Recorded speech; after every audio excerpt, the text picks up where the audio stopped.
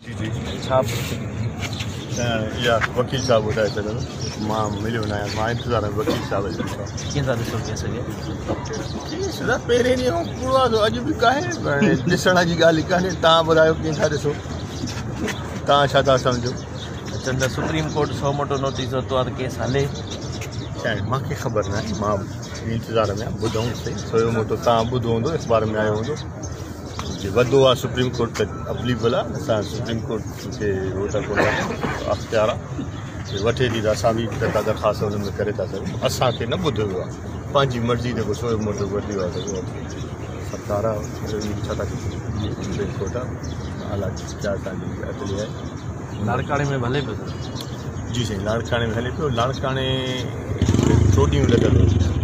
यकी हिन जी डेट्स ते कोन ईंदा पर ट्रोडियूं वारो जेको बोर्ड हुयो हाई कोर्ट जो उहो डिस्चार्ज बोर्ड थियण खां बाद वरी ॾिसूं हाणे करे थो लॻे ऐं जजनि जी ॻाल्हि असां बि उन्हनि खे ॿीठा आहियूं जज साहिब चवनि मां इल्ज़ाम पई लॻाए त सरकार जो जा MP आहिनि केस हलण नथा ॾियनि तव्हां ॿुधायो भला सरकार भला मां खणी ईअं चवां त माई वज़ीर आज़म सां मिलण थी वञे त उहा छा थी करे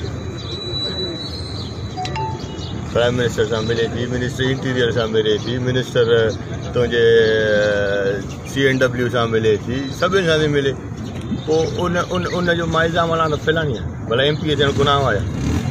MP बि त अवाम इतबार करे चूंडे असांखे MP थियो आहे न त माई जे चवण सां त असां MP कोन थिया